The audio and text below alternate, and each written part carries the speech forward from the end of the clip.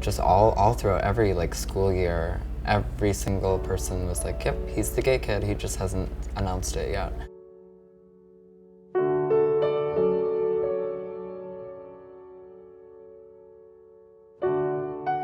Yeah, all my life I was just very sexual, and I knew what I wanted, and that was boys.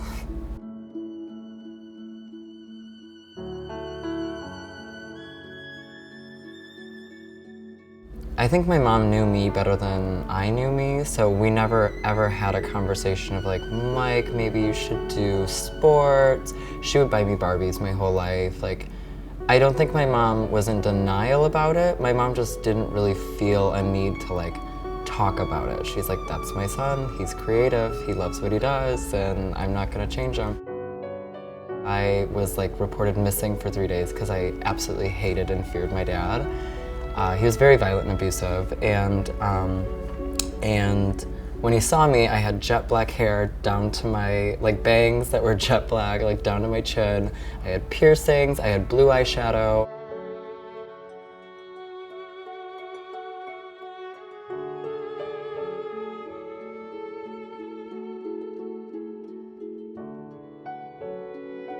He knew like, okay, this is real, like he's gay, and we got very, very violent, physical, and when he found me, I was walking down the street with my friend. I think we were like leaving the mall and like heading to an arcade or something, and when he saw me, he pulls over his van and makes me get in the van. We go back to his house where my stepmom and my grandparents just happened to be there for the weekend.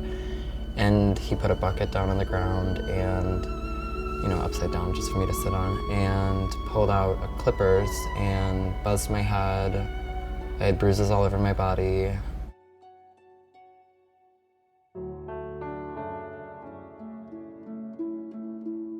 And as soon as he started hitting me again, I called my friend, and my friend called the police and explained everything and said, you know, my best friend who has a homophobic father is like attacking him. 3 officers just walk right by, and my dad's back is facing the window.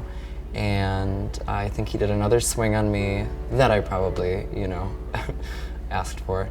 And the police come in the door and they have him in cuffs, and I had to stay with my sister for about 4 weeks.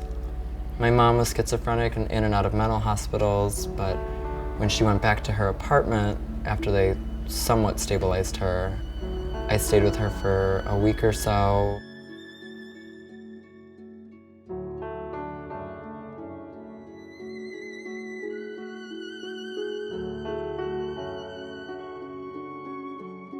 Sophomore, junior year, through therapy and counseling, everything got better, but I was very depressed. I was like very suicidal. I was cutting myself, I was taking prescription pills, taking drugs, anything just to not feel like I lived there.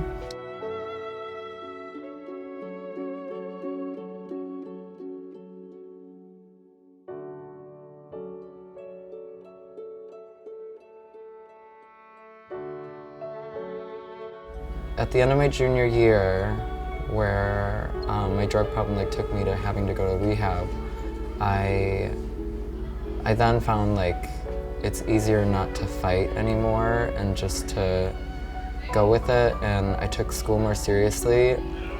And I really impressed my dad that year, and he just slowly, as years went on, realized this is my son, like I need to love him rather than change him. So that was kind of like the high school experience.